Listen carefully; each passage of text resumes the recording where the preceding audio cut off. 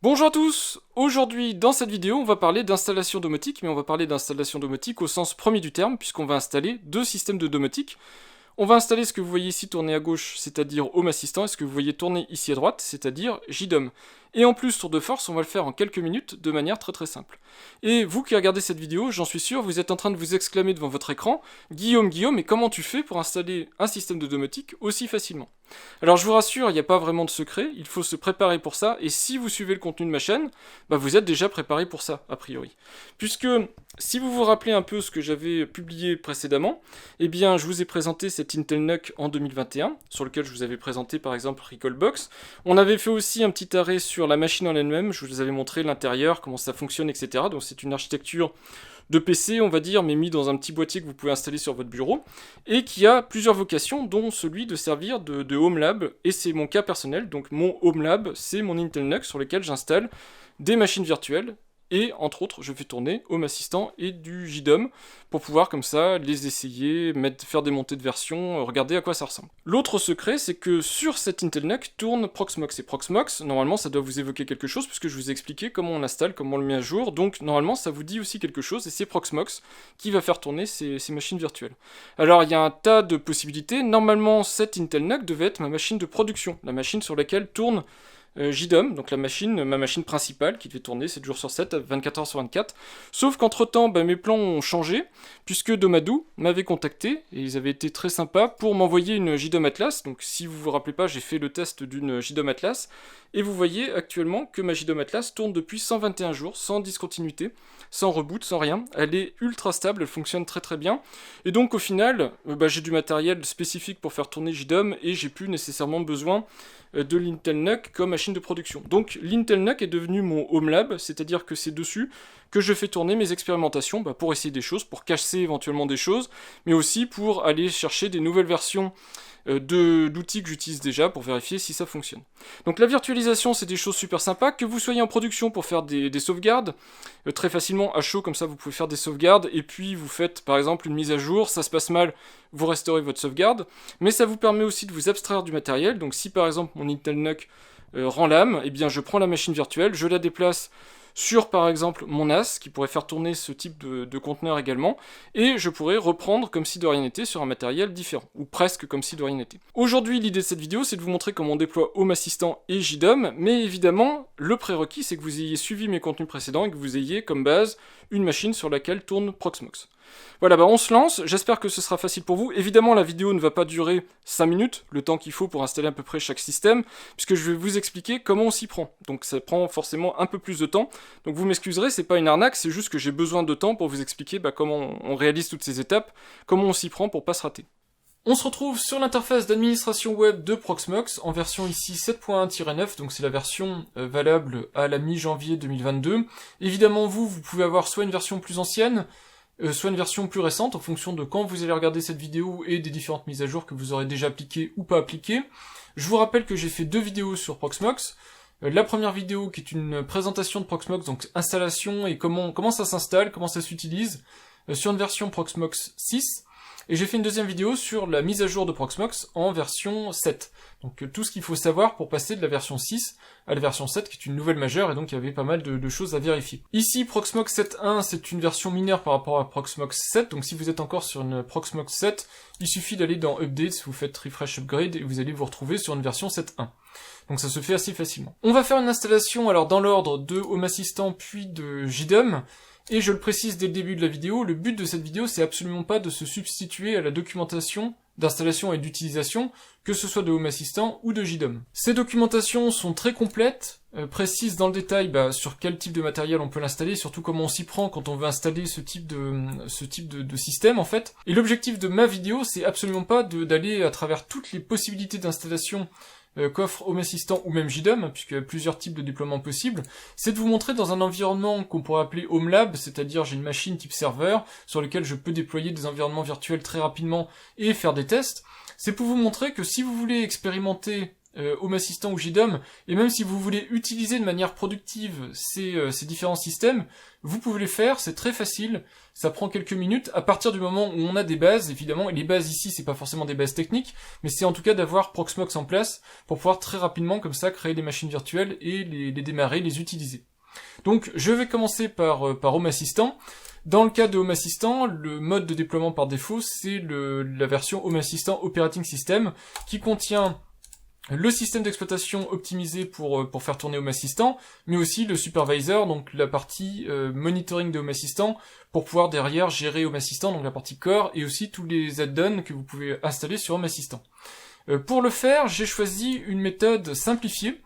C'est parce que j'ai trouvé en fait au hasard de mes recherches que un membre de la communauté de Home Assistant maintient un script qui permet en une ligne de commande de faire tout le nécessaire pour créer votre machine virtuelle pour Home Assistant. Vous avez plein de documentation, je vous conseille d'aller regarder tout ça.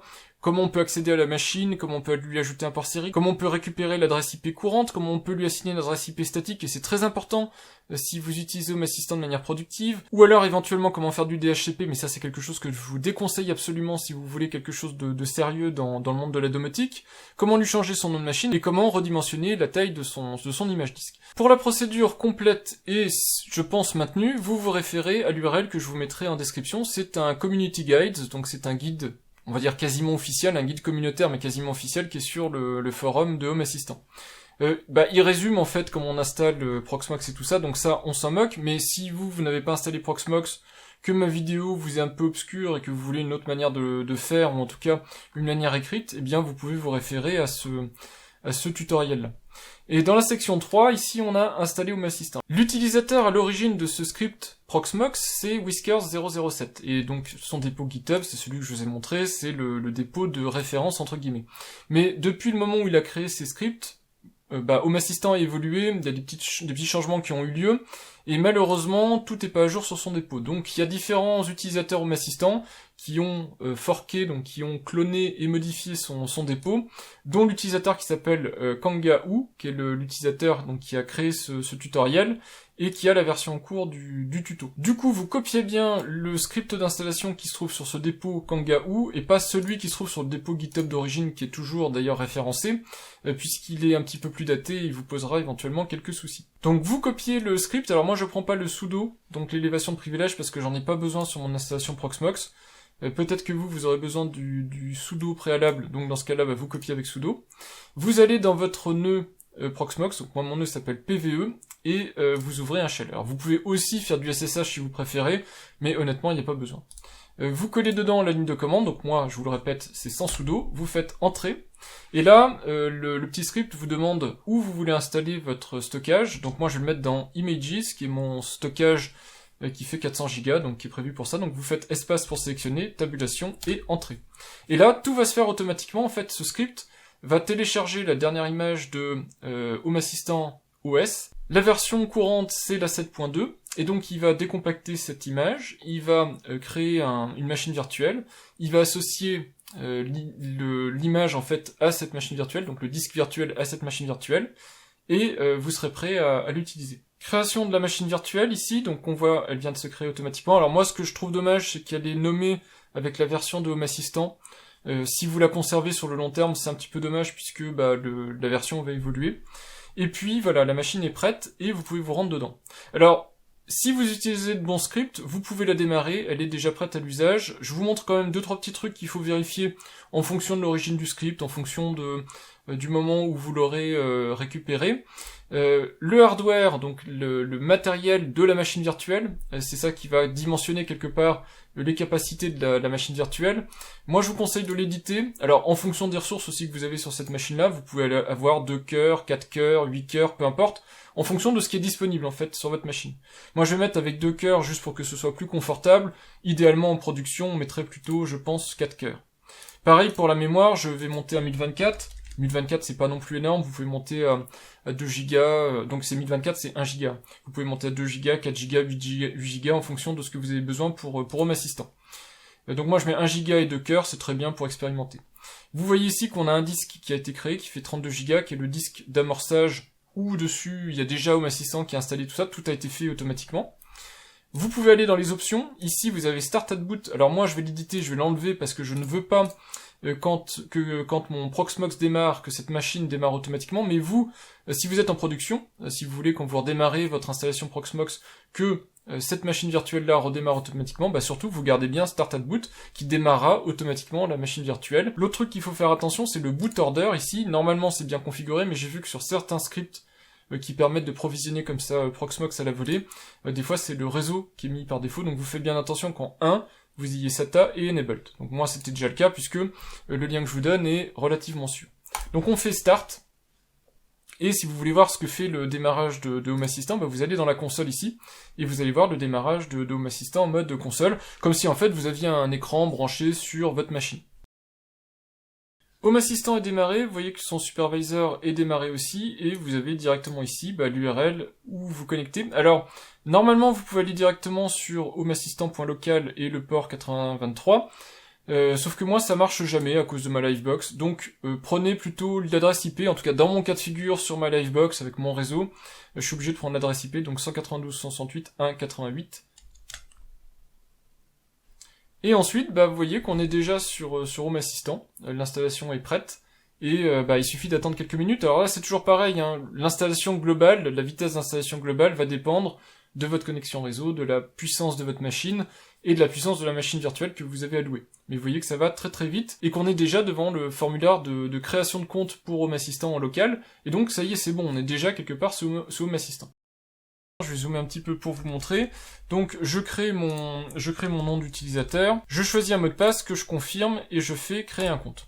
Évidemment ensuite c'est le process standard de création de Home Assistant, donc vous choisissez un emplacement géographique donc pour l'installation de votre Home Assistant. Vous vérifiez éventuellement que vous avez bien la devise qui est renseignée, le système métrique si ça s'applique dans votre cas de figure, vous faites suivant.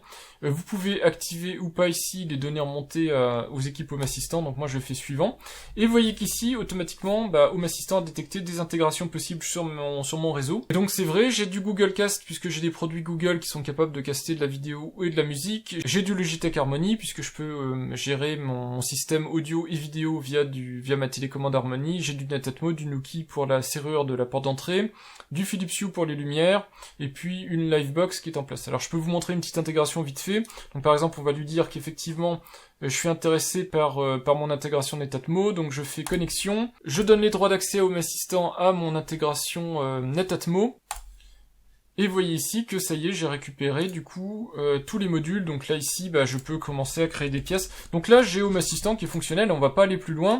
C'est juste pour vous montrer qu'effectivement, ça peut aller très vite. Je mets vite fait comme ça quelques petites pièces, et puis comme ça vous verrez que j'ai une installation Home Assistant qui est fonctionnelle.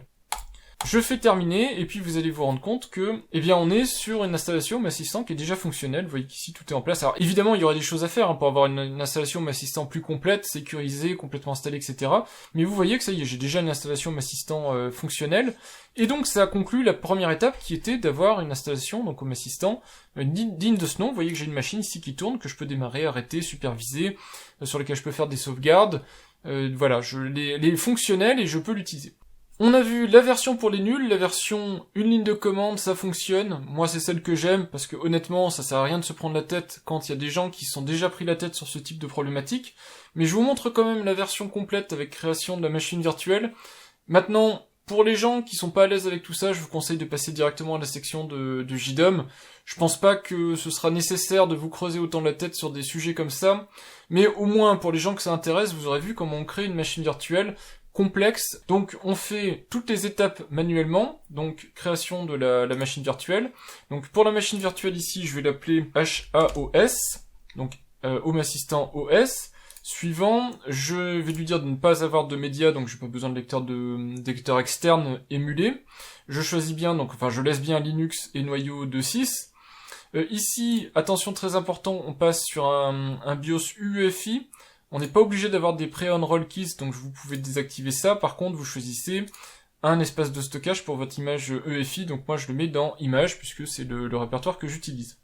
Le reste, on le laisse par défaut. Suivant, pas de disque, je vais vous montrer, mais on va importer un disque, puisque Home Assistant fournit une image, comme en fait le fait la ligne de commande automatisée. Donc ici, on efface le disque qu'il y avait par défaut. En termes de processeur et de mémoire, c'est comme je vous ai dit tout à l'heure, vous dimensionnez en fonction de vos besoins et en fonction de la machine hôte qui va héberger Home Assistant. Donc ici je mets 2 cœurs, et puis ce coup-ci je laisse 2 Go de mémoire vive. Et on fait suivant, et à la fin vous avez un résumé de votre machine, donc vous faites finaliser. Une nouvelle machine virtuelle est créée ici, et surtout, pour le moment on ne touche à rien, on ne la démarre pas puisqu'elle est absolument pas opérationnelle pour démarrer. Donc on peut tout de suite supprimer le lecteur de CD, on n'en a pas besoin, j'avais demandé de pas le créer mais il l'a créé quand même, donc il n'y en a pas besoin sur cette machine-ci. Et l'étape d'après c'est d'aller dans la partie installation de Home Assistant, donc vous allez dans la partie Linux, et vous allez télécharger le KVM, donc le fichier en extension .qco2. Alors attention, moi quand je prends ce fichier-là, au moment où, en tout cas, où je fais cette vidéo, même si Home Assistant 7.2 est sorti, j'ai une image 7.1. Donc vous allez sur le projet GitHub de Home Assistant, donc vous pouvez chercher sur Google. Alors attention, pas Home Assistant Core, comme j'ai ici, mais vous allez bien à la racine du projet, et vous allez dans Operating System. Dans Operating System, vous regardez les releases, et là, vous allez avoir les versions en cours de Home Assistant, donc vous avez la 7.2. Et si vous regardez là-dedans, vous devriez voir l'image qui nous intéresse. Donc je vous rappelle, hein, l'image qui nous intéresse, c'est là l'image 7.2 qco2.xz. Donc ça, vous la téléchargez, et moi je l'ai mise sur mon bureau.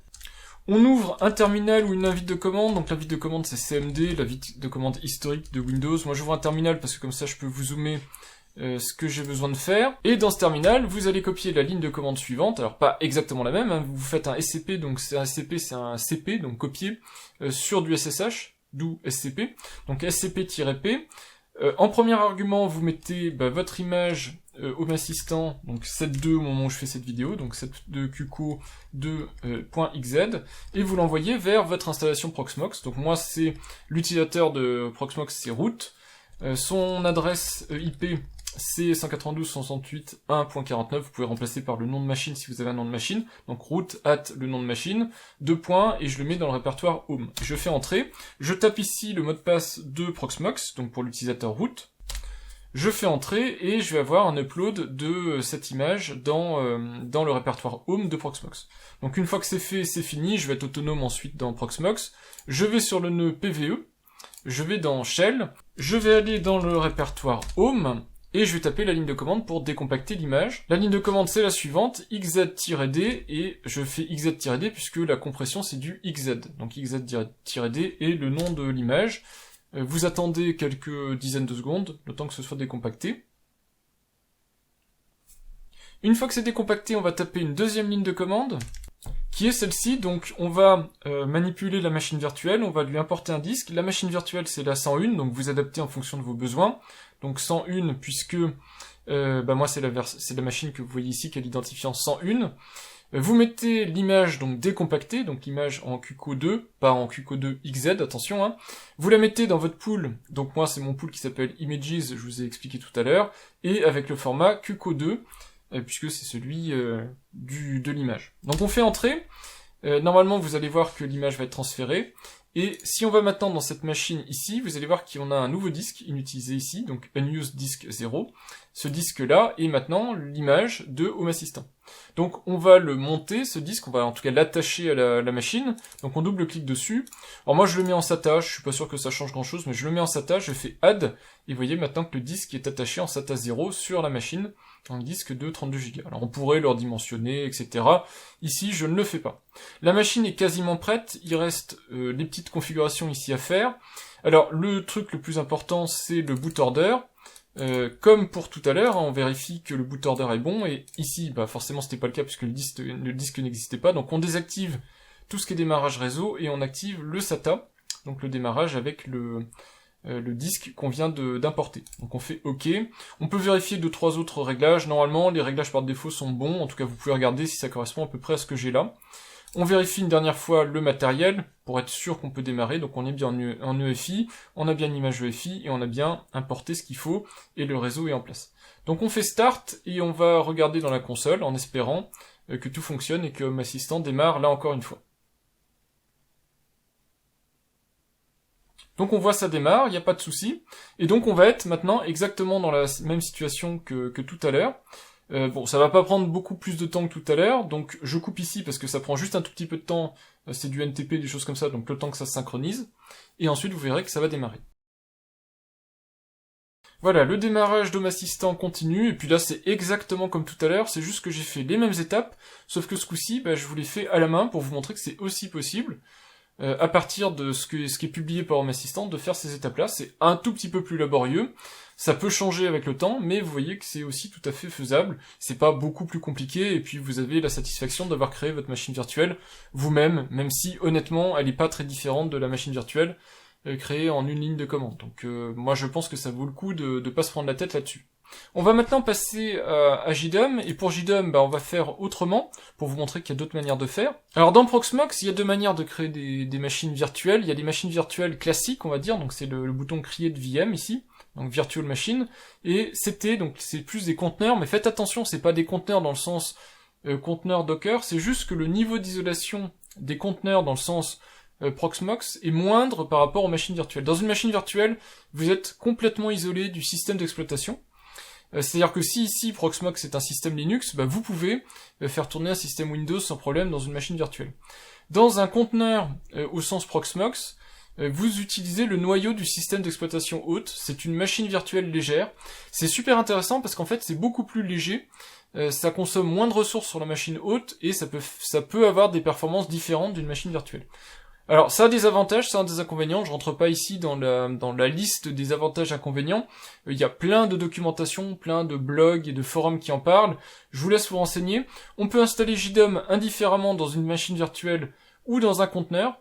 Je vous conseille le choix de la machine virtuelle si vous êtes dans un mode de production, parce que, entre autres, la machine virtuelle va vous permettre de faire des sauvegardes à chaud, ce que permet pas forcément de faire le mode conteneur, mais je voulais vous montrer aussi que vous avez la capacité de passer par un mode conteneur, parce que c'est super intéressant, ça fait je trouve c'est des machines virtuelles beaucoup plus légères, beaucoup plus intéressantes à exploiter, donc moi je vais vous montrer avec un conteneur, mais ce serait tout à fait pareil avec une machine virtuelle. Alors pour créer le conteneur ou la machine virtuelle, je vous montre si je fais create conteneur, donc LXC conteneur, il y a des informations à fournir, mais si je fais machine virtuelle, il y a quasiment les mêmes informations à fournir en fait, donc des noms, des identifiants, des ressources à utiliser et tout ça. C'est juste que la manière dont ces ressources sont gérées sont pas les mêmes. Donc pour un conteneur, il faudra un hôte, mais aussi des templates. Alors les templates, vous pouvez vous préparer à ces templates en allant directement dans la section PVE. Dans votre nœud PVE, donc Proxmox Virtual Environment, vous devez avoir normalement un stockage local sur lequel, par défaut, en tout cas c'est le mode de fonctionnement par défaut, vous pouvez avoir des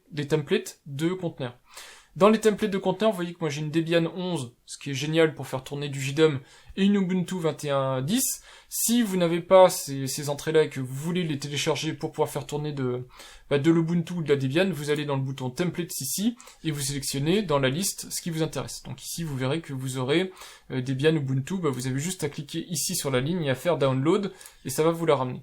Alors si jamais vous êtes plutôt machine virtuelle et que vous voulez explorer le monde de la machine virtuelle, eh bien il faudra ramener l'ISO de la machine virtuelle, donc la télécharger depuis une URL ou faire un upload, la stocker ici, et démarrer une nouvelle machine virtuelle avec une ISO de démarrage, donc une ISO de boot, qui va être l'installeur. Et donc moi, pour éviter tout ça, parce que c'est vraiment long d'installer une machine virtuelle, enfin c'est vraiment plus long d'installer une machine virtuelle, c'est pour ça que je vous montre la variante conteneur. Donc j'ai ramené mon template de conteneur, je crée mon conteneur, donc je l'appelle JDOM, je lui mets un mot de passe ici avec confirmation. Le mot de passe, c'est le mot de passe de l'utilisateur racine de la machine JDOM, donc l'utilisateur que je pourrais utiliser pour me connecter sur la machine. Je ne mets pas de clé publique pour me connecter, ça peut être fait dans un second temps. Je fais suivant, vous voyez ici qu'on a la possibilité de choisir d'où vient le template, donc ici je choisis local puisque je l'ai ramené sur local, vous voyez que j'ai deux espaces de toute façon pour stocker mes templates, et je vais utiliser la Debian 11 qui est le système d'exploitation que je vous ai conseillé. En termes de disque, j'utilise toujours mon espace de stockage image, par défaut vous voyez que ça me crée un disque de 8 Go, je peux mettre plus, peu importe, je vais mettre 32 mais c'est pas nécessaire, avec 8 Go on a déjà de quoi faire. Au niveau processeur, je peux lui attribuer quelques corps, 2, 4, etc. en fonction des besoins, je vais lui mettre 2 corps comme pour Home Assistant.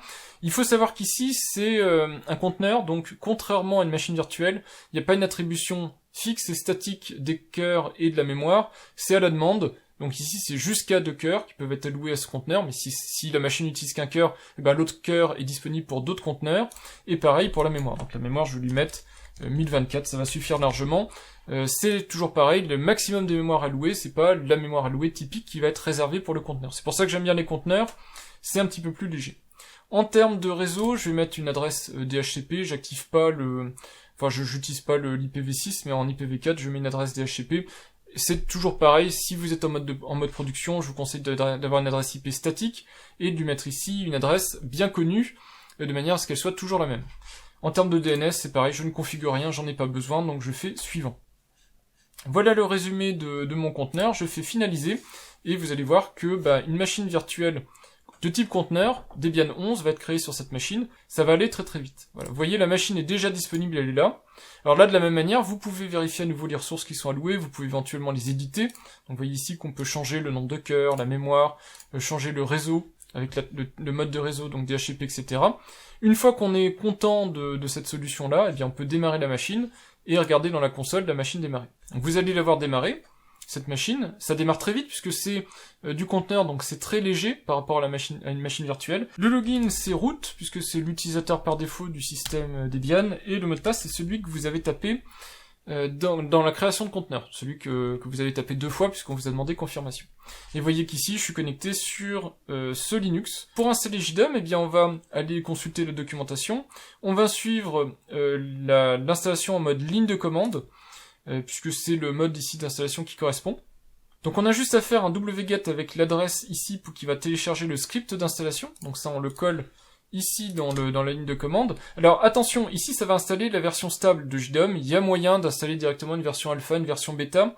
Moi ce que je vais faire, c'est que je vais vous installer une version stable de JDOM, une JDOM 4.1, comme ça vous pouvez l'utiliser, et je vais vous montrer depuis JDOM comment on fait l'upgrade vers un JDOM 4.2, donc vous pourrez comme ça facilement tester les deux en fait, juste en utilisant la méthode que je vous montre. Alors, il faut changer les droits de ce script, puisque par défaut, les droits d'exécution ne sont pas attribués au fichier téléchargé, et on lance le script d'installation.